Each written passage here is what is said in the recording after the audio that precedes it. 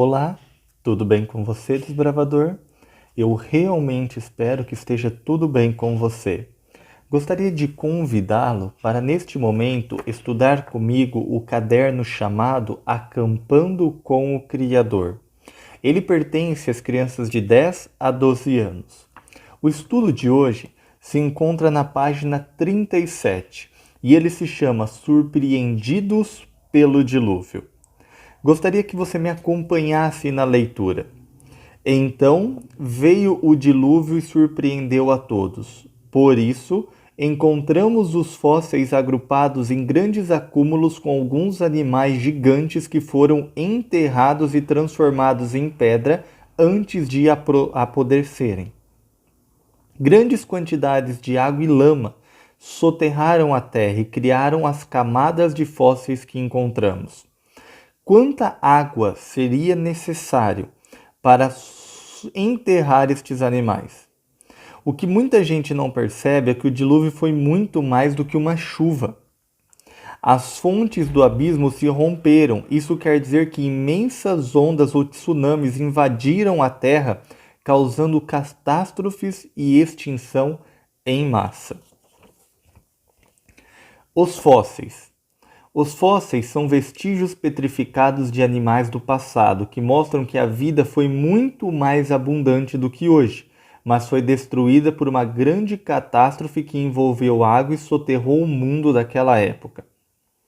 Os fósseis são interessantes para o criacionismo por dois motivos. Primeiro motivo, porque eles mostram que esses animais morreram e foram soterrados rapidamente, o que situa o dilúvio na Bíblia em um momento histórico e com evidências de ter acontecido. Eu não sei se você sabe, desbravador, mas existem evidências históricas, arqueológicas, que remetem ao dilúvio.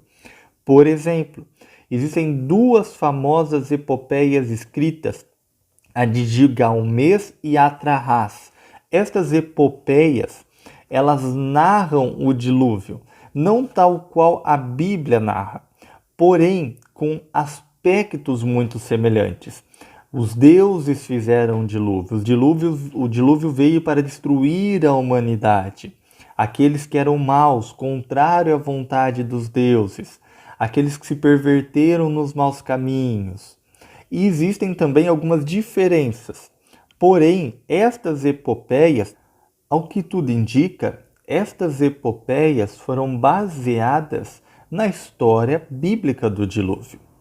Vamos continuar. Segundo motivo, eles demonstram as enormes transformações que nosso planeta sofreu durante e após o dilúvio. E, então, entendemos por que muitos desses animais não se adaptaram ao novo clima e ecologia posterior, entrando assim em extinção.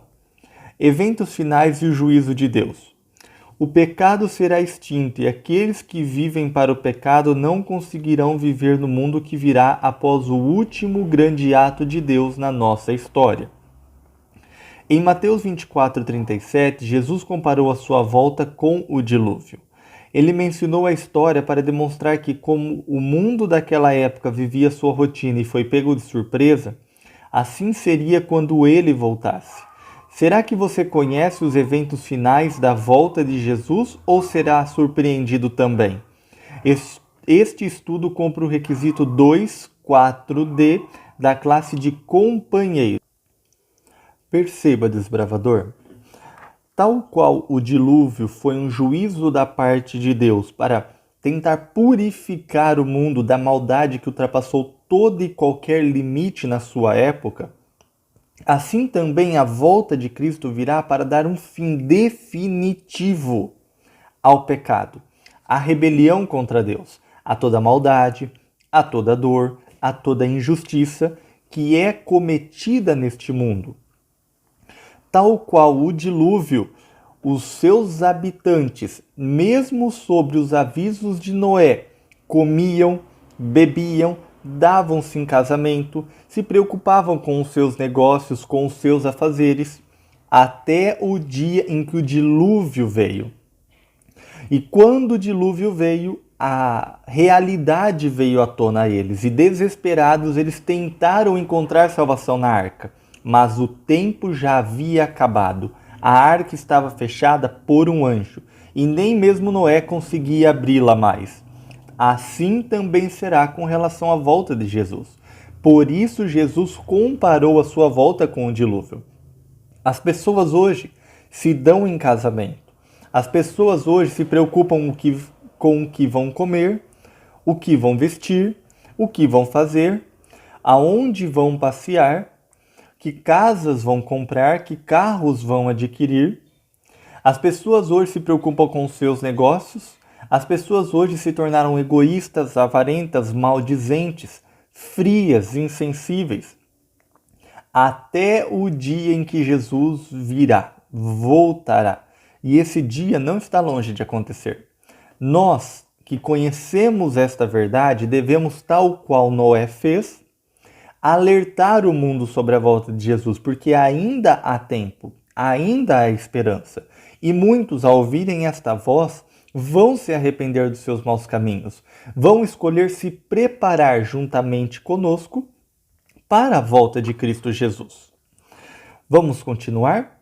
O que acontecerá depois que Jesus voltar e reunir os salvos? Apocalipse capítulo 20, versículo 1 a 3.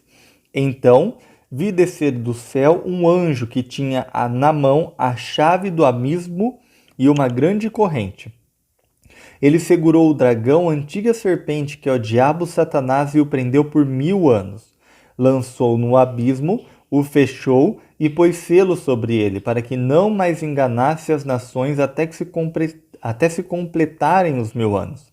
Depois disso, é necessário que ele seja solto por pouco tempo. Então, o que vai acontecer depois que Jesus voltar e reunir os salvos? Lembre-se bem do nosso estudo passado. Quando Jesus voltar, desbravador, aqueles que estiverem salvos e vivos vão ser transformados. Aqueles que estiverem salvos, mas tiverem morrido, vão ser ressuscitados, já transformados. E estes dois grupos de salvos, os que estavam vivos e os que foram ressuscitados, vão encontrar Jesus no céu, no nosso céu. E então Jesus vai nos guiar para o céu, morada de Deus. Quando Jesus voltar, os ímpios, aqueles pecadores que não aceitaram a salvação e estiverem vivos, vão todos morrer. A glória de Deus os matará.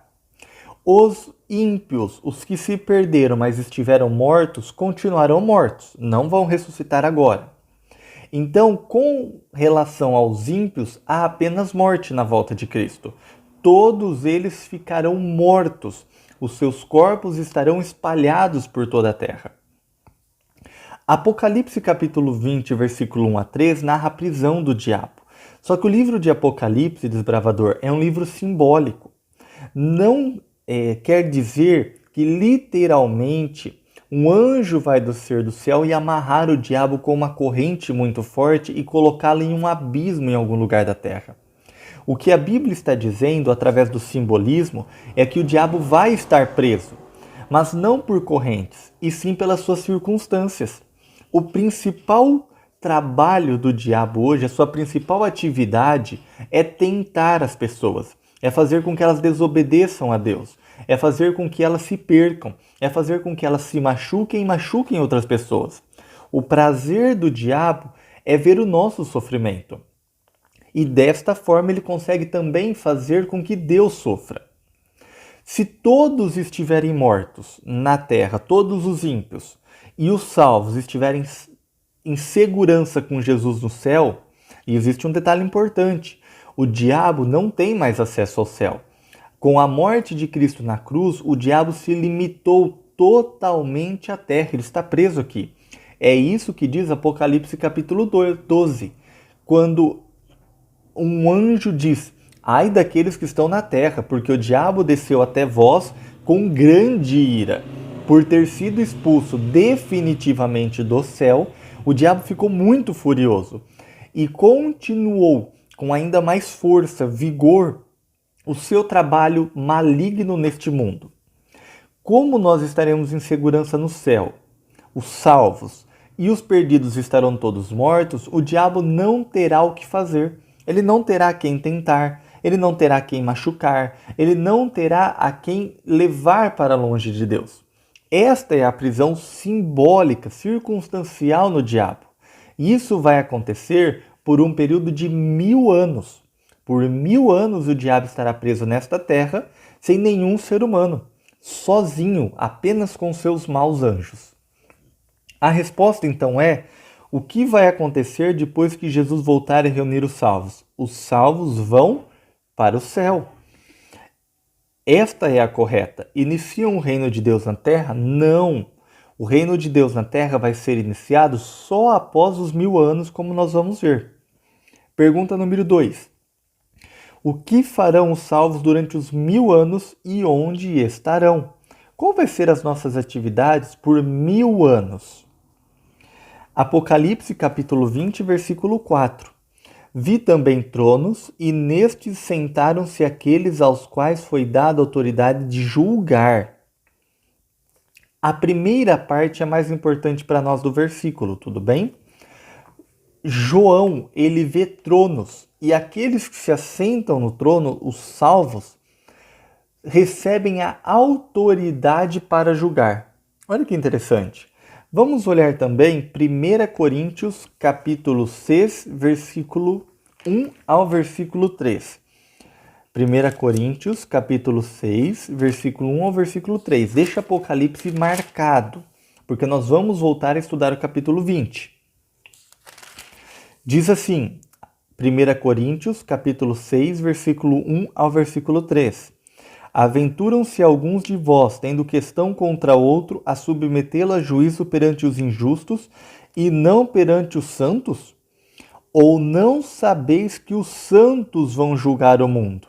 Ora, se o mundo deve ser julgado por vocês, sois acaso indignos de julgar as coisas mínimas? Não sabeis que haveis de julgar os próprios anjos, quantos mais as coisas desta vida? Olha que passagem interessante.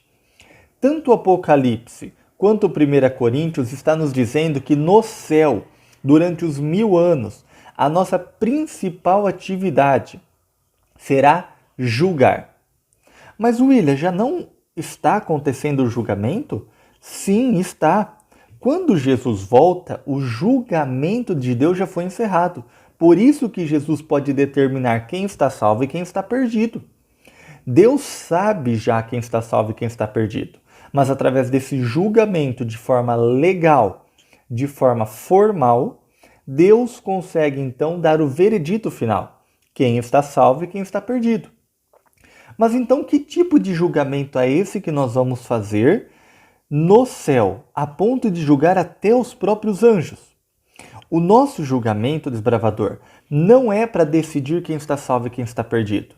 O nosso julgamento é para verificar, decidir se o julgamento de Deus foi justo. Sim, é verdade. Olha como que Deus é um ser bondoso, misericordioso e amoroso. Ele não precisa prestar contas de nada para nós, porque Ele é Deus. Mas ainda assim, no céu, Ele vai mostrar por que tomou cada decisão ao longo da história. Eu não sei se você sabe, porém, existem anjos escrevendo em livros tudo o que fazemos e tudo o que deixamos de fazer. Estes relatos ficam registrados para que no juízo final estes livros possam ser abertos. Para que quando também estivermos no céu, nós possamos olhar os livros e ver por que determinada pessoa se salvou e por que determinada pessoa não se salvou. Nós vamos ter duas grandes surpresas no céu, desbravador.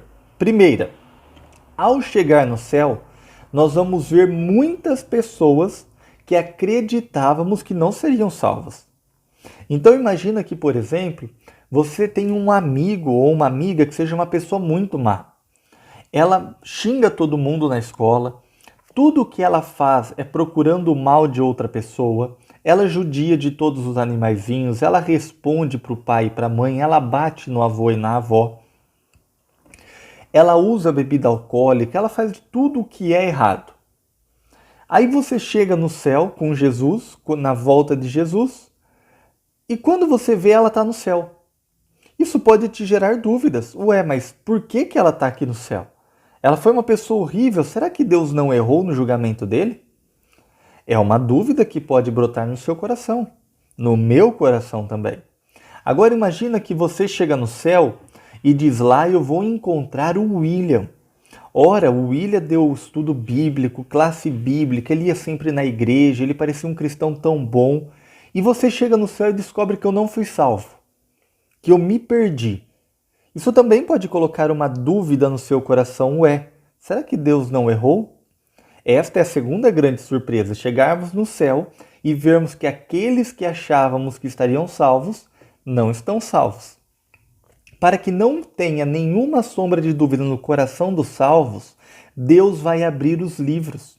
E nós vamos ver que, ora, aquele meu amigo ruim, no último segundo de vida, ele se arrependeu de verdade de todos os pecados. E ele aceitou a Jesus Cristo, ou até quando ele se casou com uma mulher cristã ou com um homem cristão, através da influência, das orações, ele conheceu a Jesus, se arrependeu, pediu desculpa para todo mundo, ressarciu quem ele havia prejudicado e foi salvo. Aí você vai abrir o livro que tem um relato do William, você vai ver que o William foi um bom cristão, mas chegou em um determinado momento na vida dele que ele resolveu abandonar a Deus. Ele foi um cristão só por fora, não por dentro. O coração dele não pertencia mais a Deus. E por isso ele se perdeu, por exemplo. Então no céu nós vamos ter esses relatos, esses registros. Esse julgamento que nós vamos fazer é para verificar se Deus foi justo no julgamento dele. Nós não podemos mudar nada. Ora, Senhor, eu vi aqui que o meu melhor amigo, ele se perdeu. Mas eu gosto tanto dele, eu gostaria que ele fosse salvo. Não, nós não podemos alterar o juízo de Deus. É Deus quem decide quem está salvo e quem não está. O que nós vamos fazer é entender os porquês. O porquê determinada pessoa está salva, o porquê outra pessoa não está salva. Nós vamos ver os atos de Deus ao longo da história também. Conseguiu compreender o tipo de julgamento que nós faremos? Muito bem. Então, haverá uma grande tribulação ao longo dos 1000 anos? Não. No céu com Cristo, nós estaremos examinando os livros do juízo? Exatamente. Na Terra, reconstruindo o planeta? Não. A Terra estará totalmente desolada, destruída, será a prisão do diabo. Pergunta número 3. O que acontecerá com os perdidos durante os 1000 anos? Apocalipse 20, versículo 5. Diz o seguinte, vamos voltar para Apocalipse 20, versículo 5. O restante dos mortos não reviveram até que se completassem os 1000 anos. Queridos desbravador, na volta de Jesus, como eu havia dito, todos os que se perderam vão morrer. E eles vão permanecer mortos até terminar os 1000 anos. Quando terminar os 1000 anos, que a Nova Jerusalém descer do céu, porque a nossa morada definitiva não vai ser no céu, vai ser numa terra restaurada. O planeta Terra será a capital do reino de Deus, porque Deus vai colocar o trono dele aqui. Olha que privilégio. Então, quando a Nova Jerusalém estiver descendo do céu, é que Deus vai ressuscitar todos os perdidos. Tanto os que morreram na volta de Jesus, quanto os que morreram ao longo de todas as eras. Tudo bem? Então, o que acontecerá com os perdidos durante os 1000 anos? Vão queimar no inferno? Não. O versículo bíblico é claro, eles estão mortos. O corpo deles está jogado pela terra, conforme diz Isaías e Ezequiel. Deixados para trás depois do arrebatamento, vivem na terra? Não. Eles não estão vivendo na terra, eles estão mortos na terra.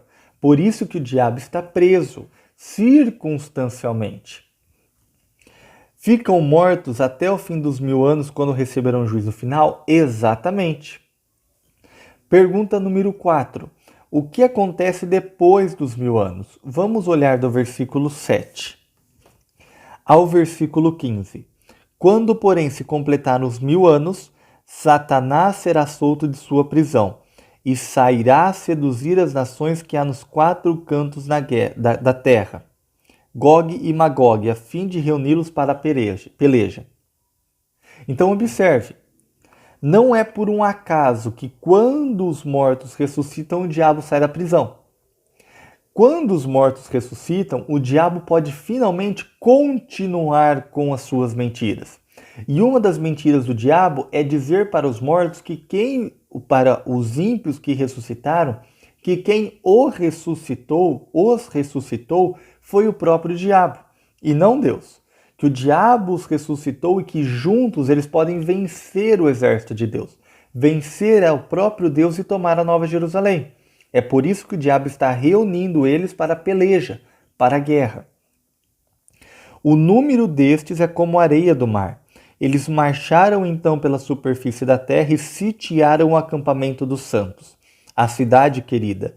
Desceu, porém, fogo do céu e os consumiu. Então eles vão marchar.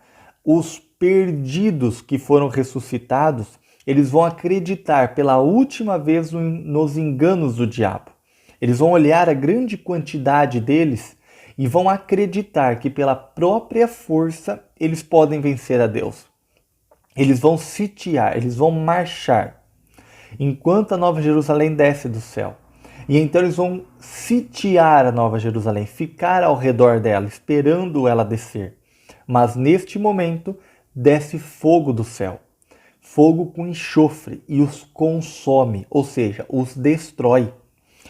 Olha o versículo seguinte: o diabo, o sedutor deles, foi lançado para dentro do lago de fogo, enxofre, onde já se encontram não só a besta, como também o falso profeta, e serão atormentados de dia e de noite pelos séculos dos séculos.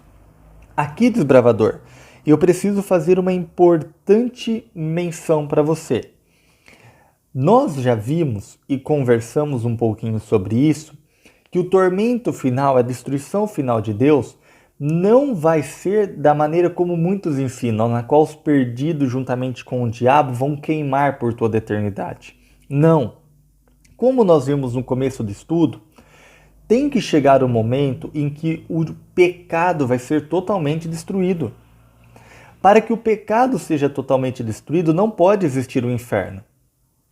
Se existir o inferno, as pessoas que estiverem no inferno queimando, elas não vão estar louvando a Deus. Elas não vão estar em silêncio sofrendo. Elas vão estar gritando, xingando a Deus, blasfemando. Isto é pecado. Se a Bíblia diz que o pecado vai ser totalmente destruído, é porque não existirá um inferno na qual as pessoas vão continuar a pecar nele. Quem estiver no inferno não vai sentir amor por Deus, vai odiá-lo com todas as suas forças. Isso é errado, isto é pecado. Elas vão continuar na rebelião contra Deus.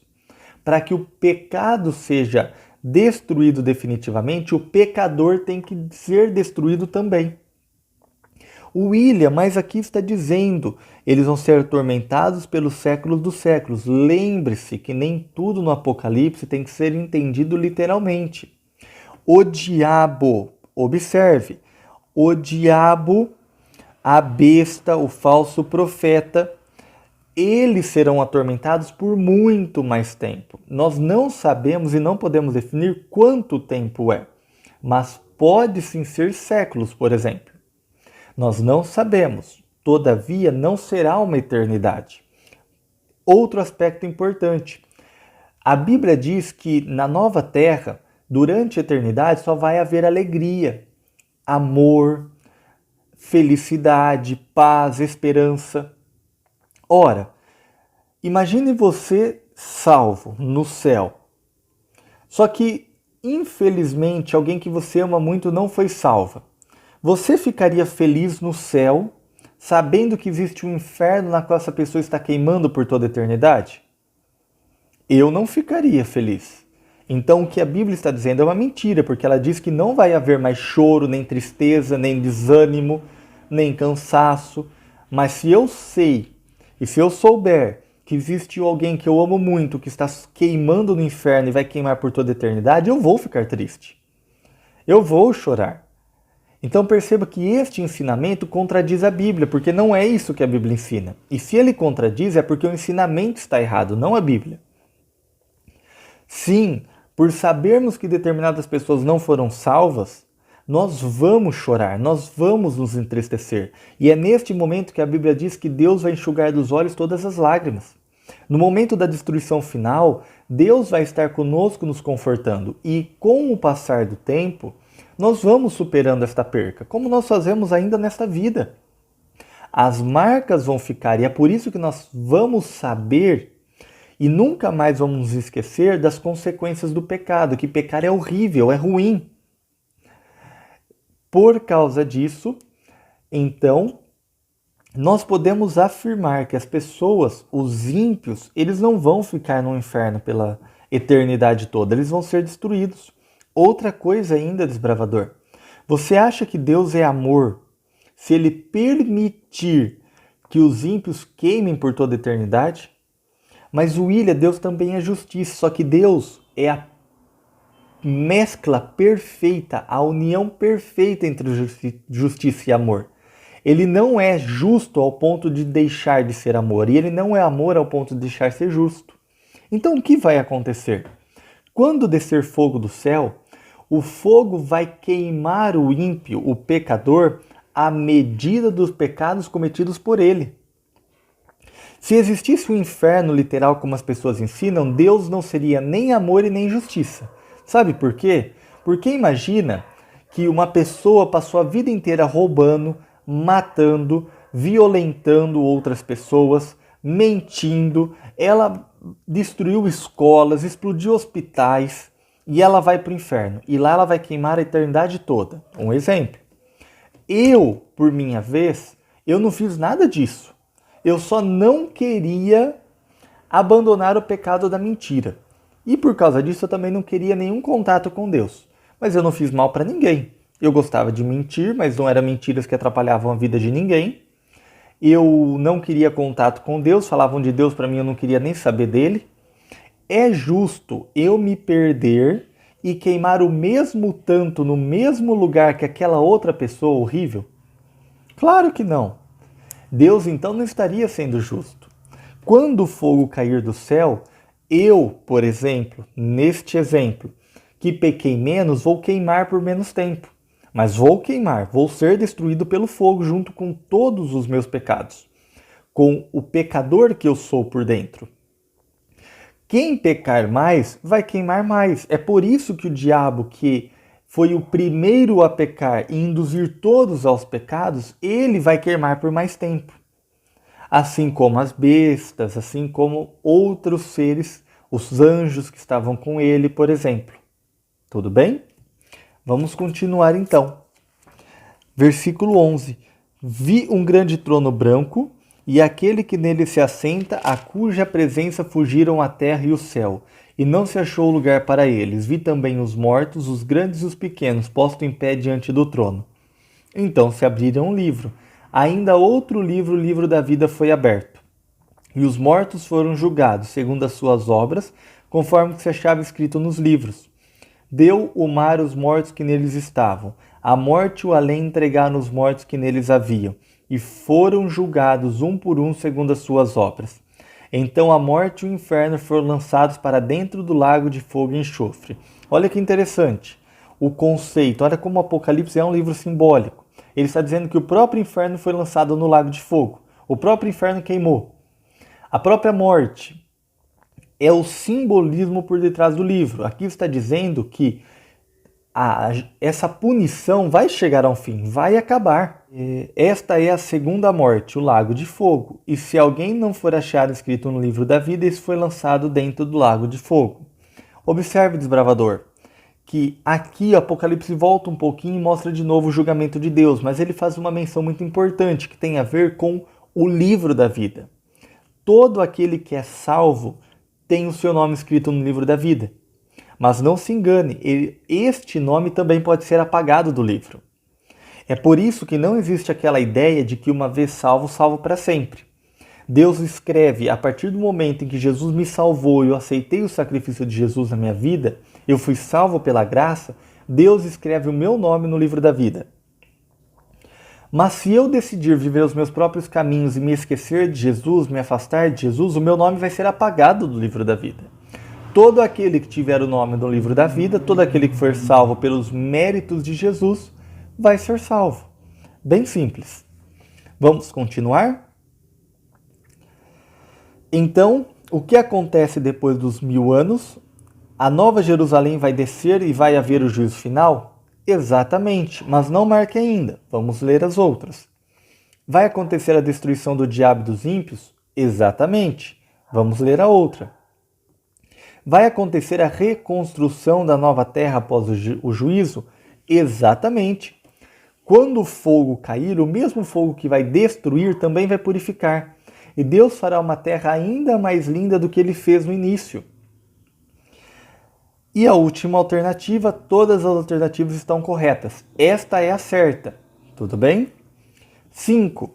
Usando o texto abaixo, discuta com sua unidade por que algumas pessoas não creem em Deus.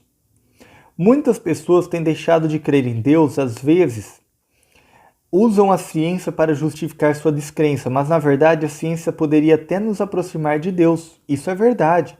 Grandes cientistas uniam e usavam a ciência para entender melhor sobre os aspectos religiosos. Por exemplo, Isaac Newton. No fundo, o que ocorre é que muitas pessoas se decepcionaram com o mau exemplo de alguns que se diziam cristãos. Outros se decepcionaram com as expectativas falsas sobre Deus. Existe uma frase que diz que 5% leem a Bíblia, de todos os que existem no mundo. 95% leem aqueles que leem a Bíblia. Ou seja, 95% leem os cristãos. Eu leio a Bíblia, mas o mundo lá fora não lê. O que o mundo lá fora lê é as minhas atitudes, as minhas obras e a minha conduta. Muitos se afastam de Deus não por simples rebelião, mas porque viram um suposto cristão fazendo algo que jamais deveria estar fazendo. E por causa desse péssimo comportamento, eles são levados a pensar de que Deus não pode existir, porque se existisse aquele cristão não faria aquilo.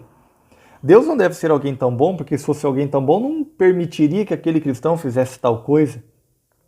Muitas vezes, desbravador, nós estamos mais afastando as pessoas do que aproximando elas. E temos que tomar muito cuidado por isso. Porque nós também somos responsáveis por aqueles que levamos para longe de Jesus, não só por aqueles que aproximamos de Jesus. O erro de que Deus leva as pessoas para o céu após a morte e as separa de seus familiares tem semeado o ateísmo. Foi assim com o órfão que perguntava por que o pai morto não voltava para casa. O que a mãe respondia é que ele estava com Jesus. Mas o resultado foi que o garoto começou a odiar Jesus porque não deixava o pai voltar. Esse ódio inconsciente floresce mais tarde como descrença. Outra mentira é que Deus é tão carrasco e queimará sem parar os ímpios num inferno interminável. Observe como ensinamentos errados podem fazer um estrago tremendo na vida das pessoas.